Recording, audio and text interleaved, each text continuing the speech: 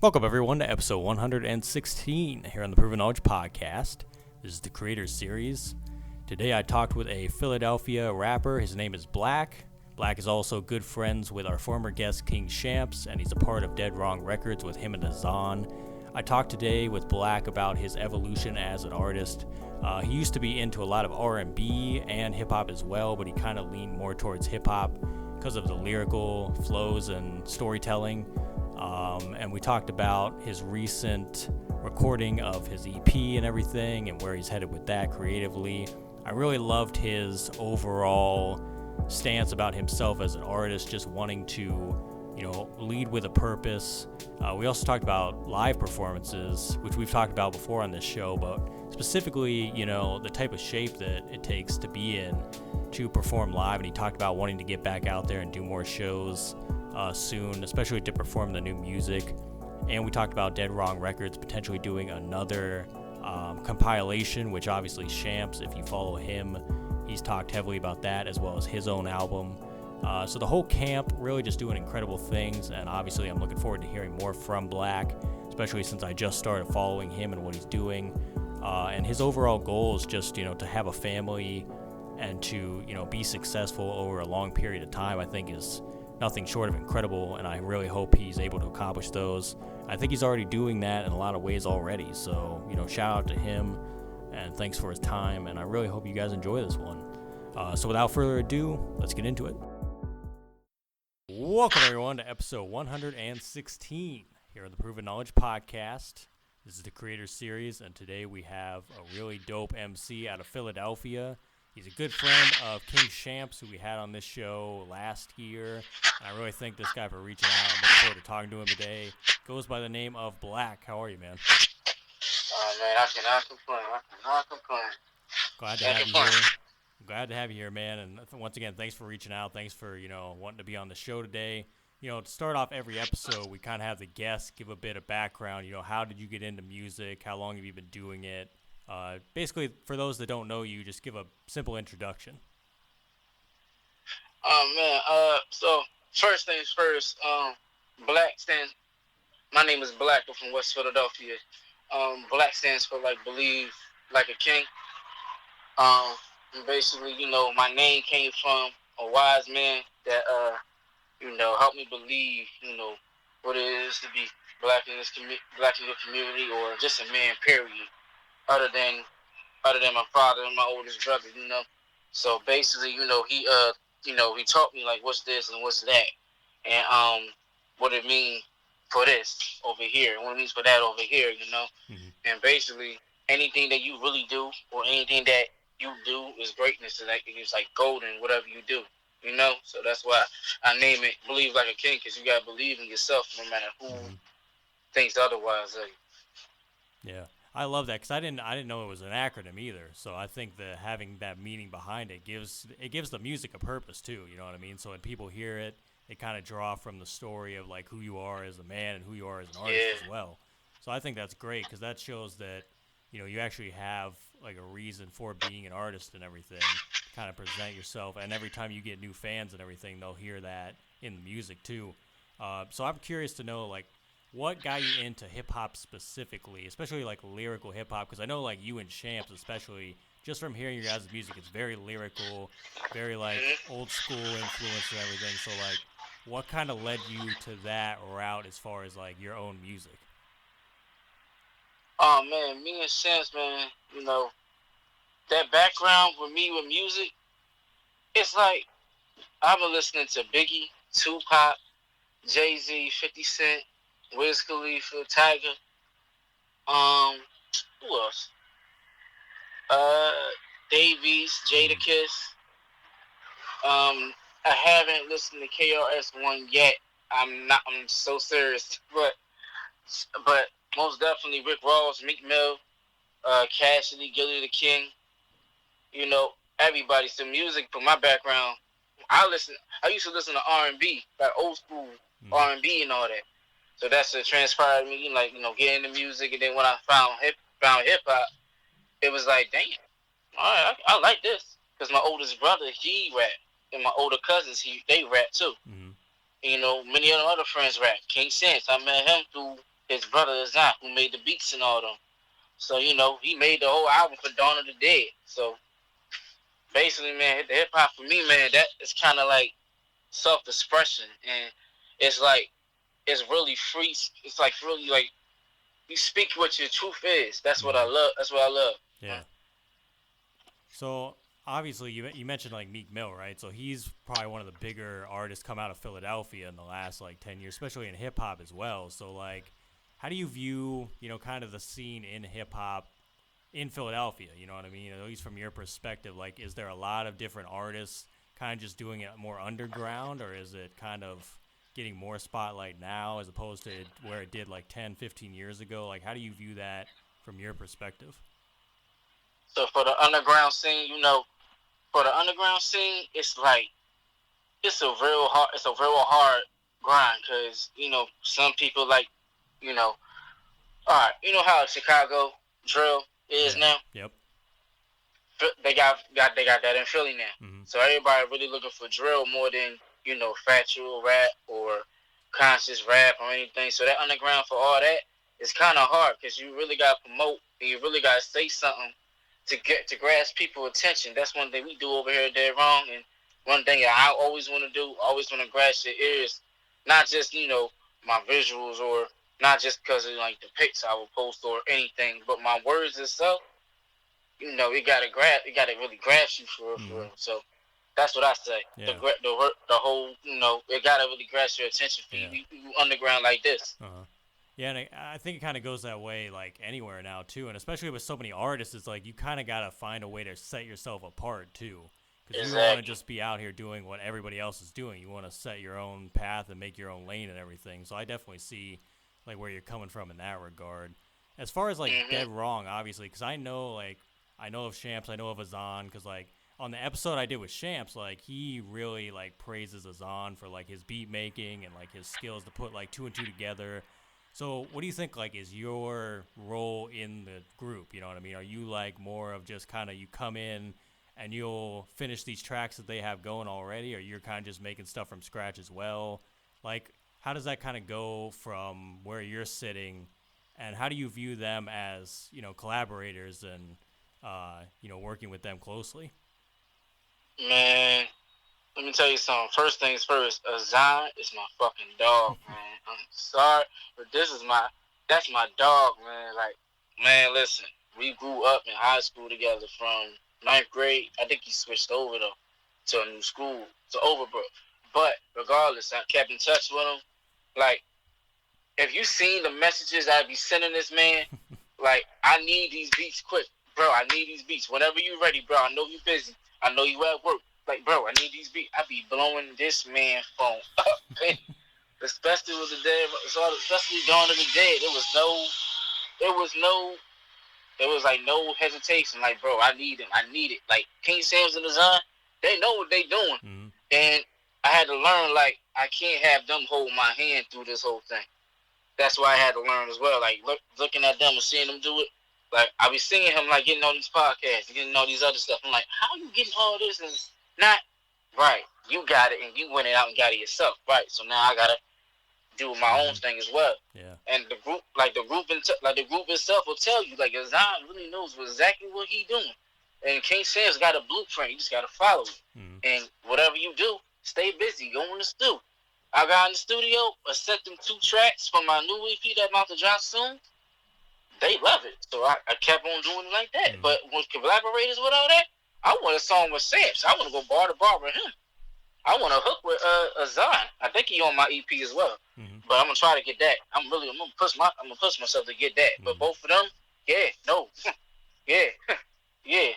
Don't play with them boys. Man, don't do it. It's crazy. I got to get Azzan on the podcast now because, like, that's 2 people now that have kind of told me the same thing about him. So I got to pick his brain a little bit. Like, I gotta reach out to him and get him on here eventually. But, like, I know, like, for Shampz, because I'm trying to think.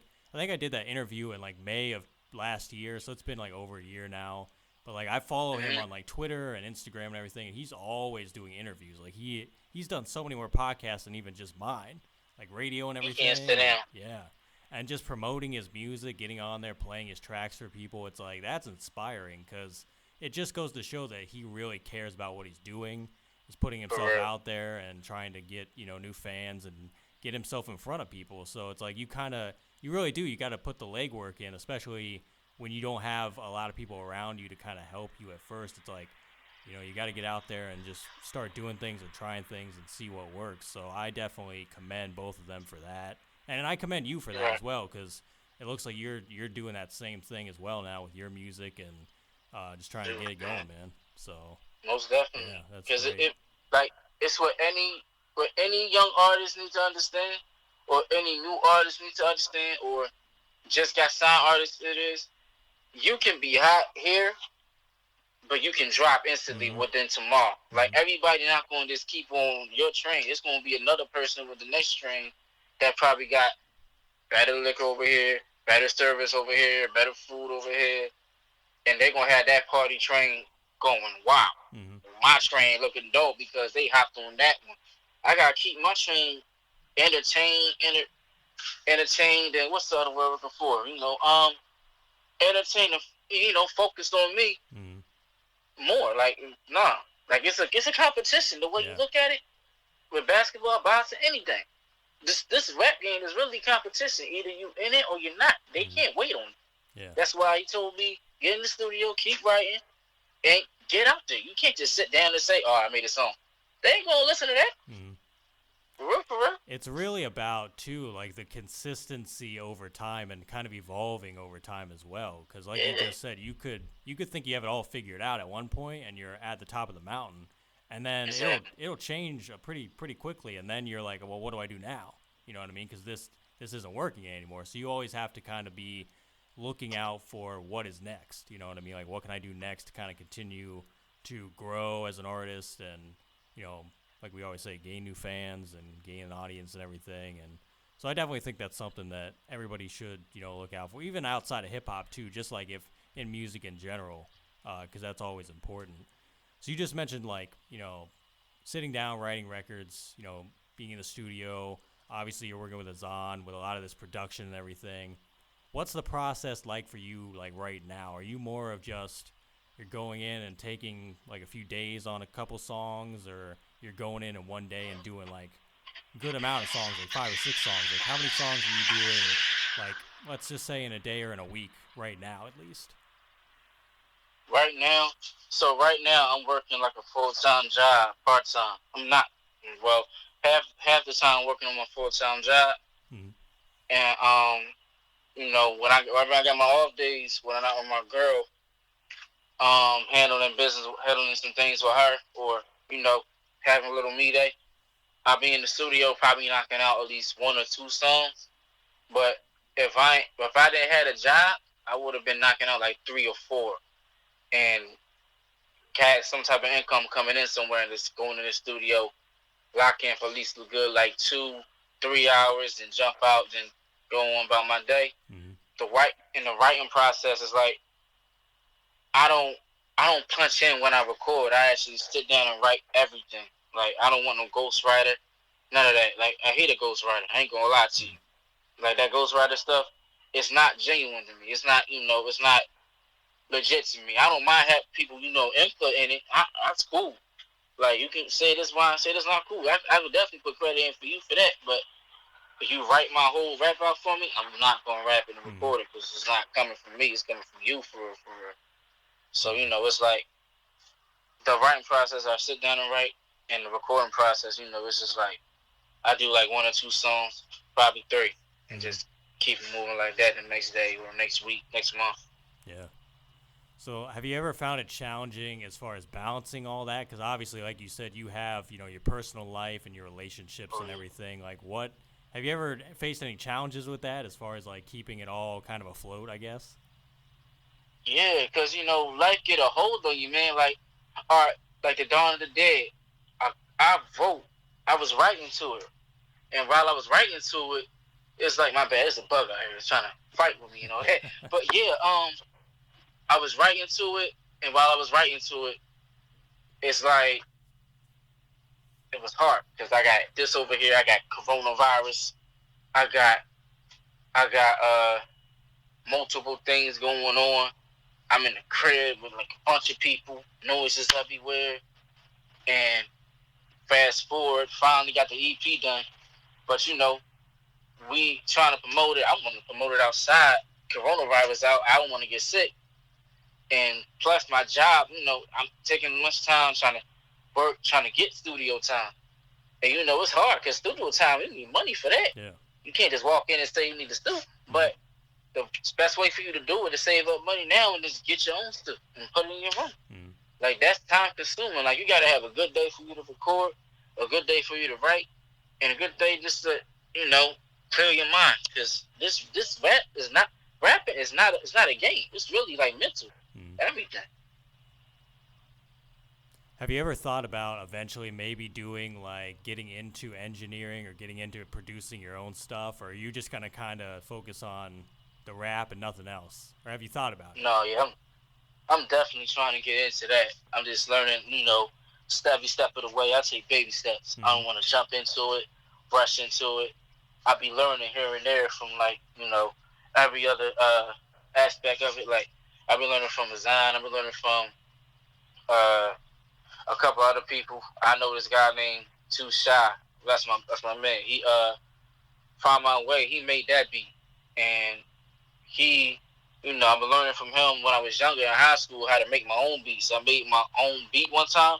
It was a diss track, but it was like a melody little diss track. I don't know how, but it worked. It worked, and it got him. But it but I would definitely love to produce my own beats, and definitely would love to engineer my own music if anybody can't get it right then and there, like at the time. Yeah, because that goes into, like, when you get to that level, I think it's like then you have so much more freedom. I think, like, obviously you got to figure out how to kind of like divert the time into, I got to write here, I got to record here, I got to make some tracks here, kind of balance it out. But like, if you and you know what? Yeah, go ahead. And you know what? I'm not bad to cut you off, but you know what? My man Bookworm, he was engineering, and my man Lyric, he was engineering. Both of them, like, he was engineering my songs one time, and both of them, they got into it. I gotta get into it now, because if he doing it. Shoot, I might know a female singer or a rapper that's doing it. She doing it. Like, this is really something better. Yeah. But it's never, bad to support somebody else, and they, no. Yeah.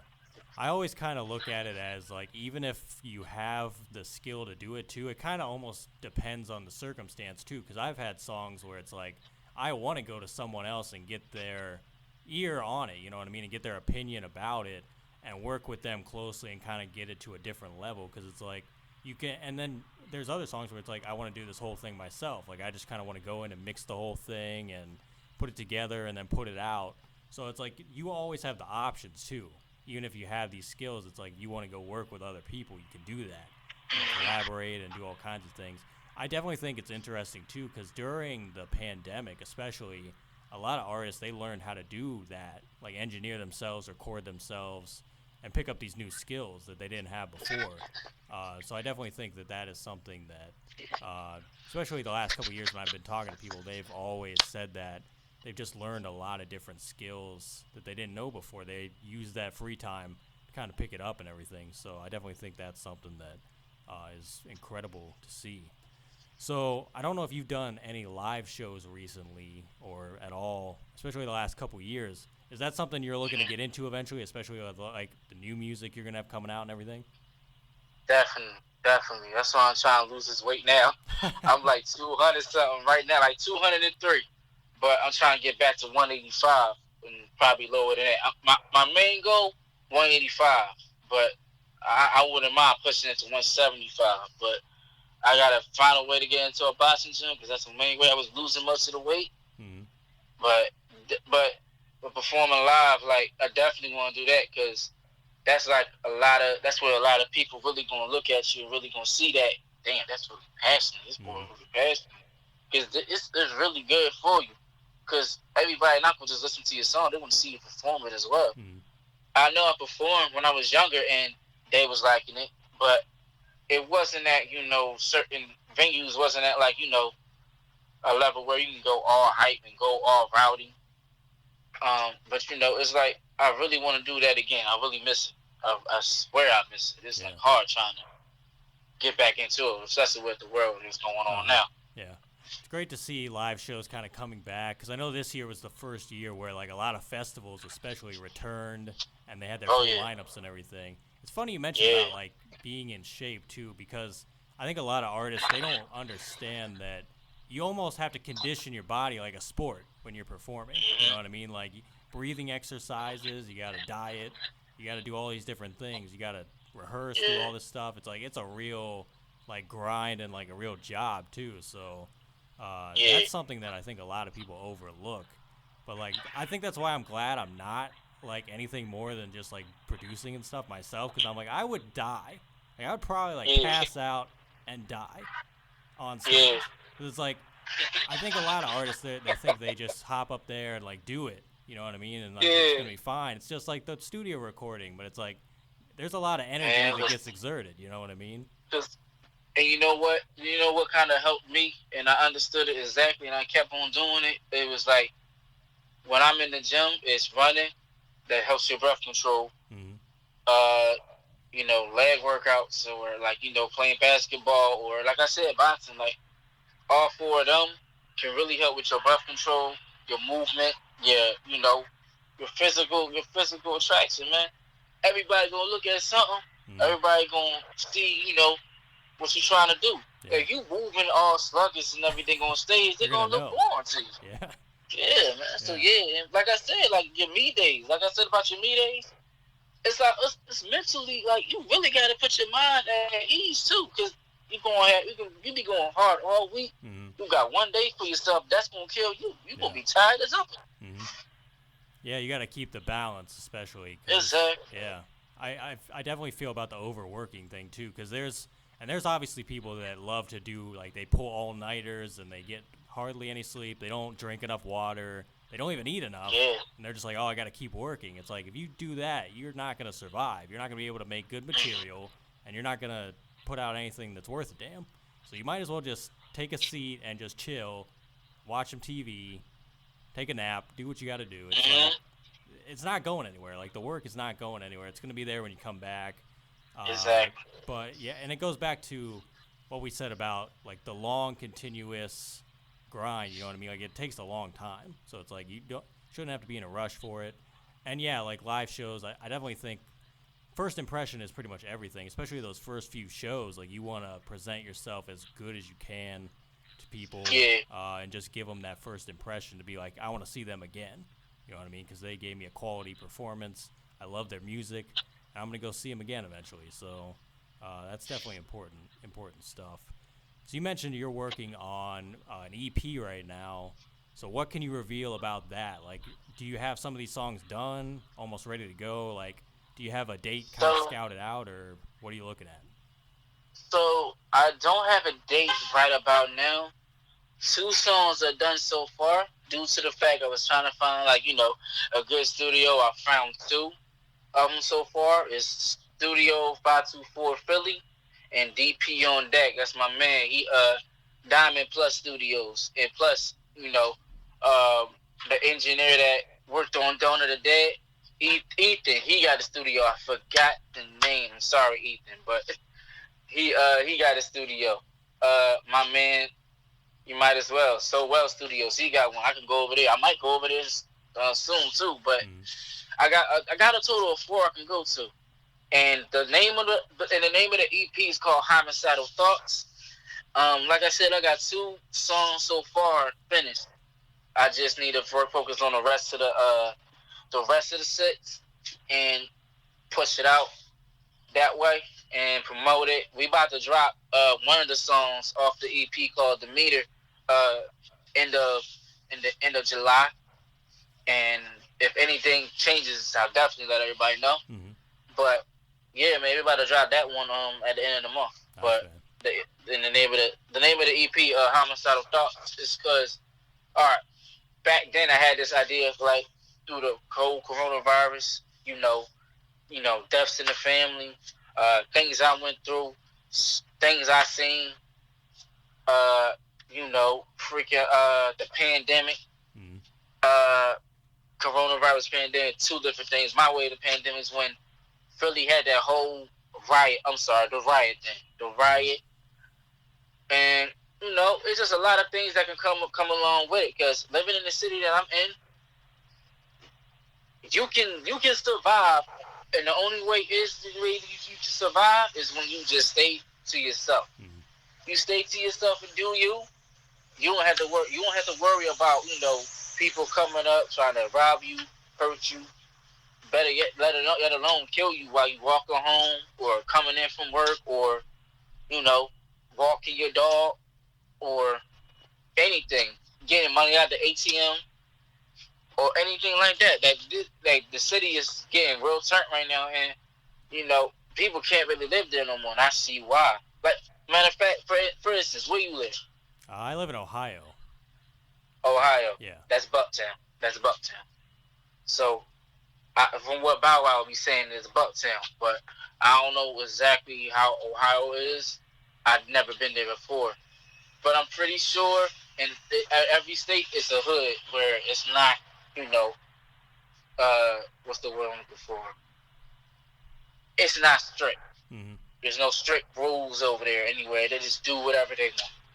That's why I said what I said. Homicidal thoughts. Like, to keep in mind, I'm not a gangster, and I'm definitely not no thug, but I'm definitely not going to let nobody harm me or put me in harm's way while I'm trying to do my thing for my family or my people that's behind me, supporting me. Mm-hmm. Yeah, man. I definitely feel like, too, just having those stories in the EP, too, is definitely going to be interesting to hear it, too. And it sounds like that's a lot of, like, stuff to pack in, especially the last 2 years. Like you said, there's been a lot in the whole world, especially just having to go down. So I think a lot of people are going to be able to relate to that too. Do you know if there's any Dead Wrong music coming as well? Like, are you guys working on another compilation album? You got anything coming up there? You know what? When I sent Demeanor to King Shampz, he told me, so I sent Demeanor and another song called Bodies Outlining Chalk to King Shampz. He said, "Hey, listen, we doing another one, another Dawn of the Dead, but it's gonna be something different. And when we send you over the beats, give me the same energy you give me on these two. And I definitely need it. Like I really, really need it. Good, keep up the good work. But I need you to come even harder from Bodies on the Ground to what you got over here." I'm like, you gotta tell me twice. I've been waiting for these beats for a minute now. But we're definitely gonna have another compilation. Definitely dropping more singles. The one album I'm waiting on is for King Shampz to drop his album. Keep on telling him that. I'm starting to think he getting hard-headed and don't want to listen to me. I say drop it now. Forget all that. But we on his time. I can't rush his process. Yeah. I'm looking forward to all of it, man. So I'm super excited because I know, like, he's been, like you just said about his project, he's been talking about his project for a while, even on social media, just talking about it. And he even messaged me about it a couple times. He's like, "You got anything for me?" I'm like, "I don't know, man, because you guys got some pretty damn good records." So I would have to, like, really, like, get in my bag, especially, and just see what I got. But I'm looking forward to all the stuff you guys got coming, man. So it's going to be great. So last few questions here. These are questions I ask on every episode. The first one is, if you could go back 10 years ago, maybe give yourself a piece of advice, maybe not change anything at all, what do you think you would do? I would say definitely be more on your credit. Definitely be more on your anger. Definitely be more on, what you want to do for yourself. And definitely learn that everybody is really not for you, and you can't help everybody when you're trying to help yourself. Mm-hmm. That's the main. I think I named like at least 5, right? Like 5 or 6 right there. Mm-hmm. And I think like 5, yeah, 5. So those 5 things, 5 or 6 things, that was like something that I had to look back on. And it's funny you asked that question. I actually sat down and like, what was I like back in the day? Then I had to think about it, like, damn, it was like that. I didn't change this. Like when I tell you, like, my brother, Bonzi, my oldest brother, he sat me down. He's really the person that really sat me down and told me about myself. Like, first off, You messing up. Look at you. Like, you looking disgusted, player. Get yourself together. Tighten up. Like, he give you that tough love because of the fact that it's just how it is. Mm-hmm. You can't just be playing with him, giving him soft little buttercup, little words like, all right, listen, don't worry, it's gonna be all right. It's no, stop.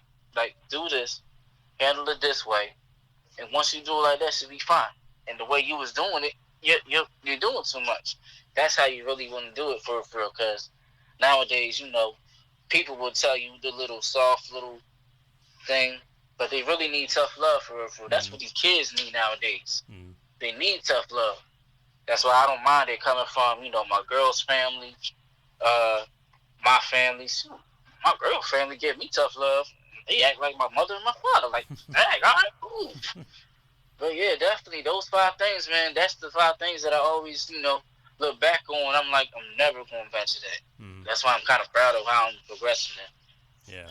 I think it's always good, too, when you look back and you're like, I'm glad I'm not at that point anymore. You know what I mean? I'm glad I'm at this stage of life, because that's how you know that things are moving in the right direction. So definitely important. So if we flip it then and we say 10 years from now, where do you envision yourself in your life and your career?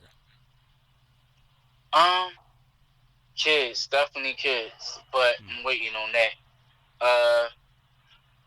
Kids, definitely want to teach them right or wrong better than what I was growing up. Coming from where I came from, definitely want to put them in a better environment, so better, suitable environment. Million. I want to be a millionaire by 30, or at least by 32 or 35. A business owner. Like, if this don't work out, I want to be successful somehow, and still working with their wrong and them or whatever, being in touch with them. I just want to be successful. That's the main thing. If for this rap don't work, I want to be successful somehow. That's the main thing. And if I'm not in the good, if I'm not no millionaire, that's cool too. I just want to win somehow. For real. Yeah. I want to own my own, not wake up and go work for somebody else. So I can work for myself, do my own schedule, do my own time, have people work for me, show them how it really supposed to be done. That's the main thing. That's the main goal everybody want to go by. For real. But I see myself really being successful and, giving back to my community, because we need something. My city needs something, like B&B Rock said. For real. Yeah. Love that, man. So do you have any final words of wisdom today for the listeners? Definitely, yeah, 2 things. 1, don't believe what everybody say that you can't do something. And and the second thing is live. Everybody not for you. Everybody definitely not going to be around forever. You got to stand on your own too, regardless. And don't think that people going to be in your life. Don't think that people going to really support you. You got to support yourself 100%. And the third thing, King Shampz need to drop his album by the end of this month. If you don't ever hit this month, we're going to fight. But nah, the most I would actually say is definitely those 3 things for real. Definitely those 3 things. Yeah. The third one, I'll vouch for the third one, too. I'll vouch for that. Yeah. We'll see what happens, though, man. Man, Blak, that's all I have for you today. I really appreciate it. Once again, man, I appreciate the support. And, thanks for reaching out once again. And we'll do this again soon, man. I'm sure of it. Oh, most definitely. Yes, sir. Yes, sir. Thanks, everyone, for listening today. That was episode 116. We'll be back this time next week. As always, hit the support button on your podcast streaming platform if you'd like to send any funds. And feel free to leave us that 5-star rating if you enjoyed today's episode. So we'll see you then. Thanks, everyone.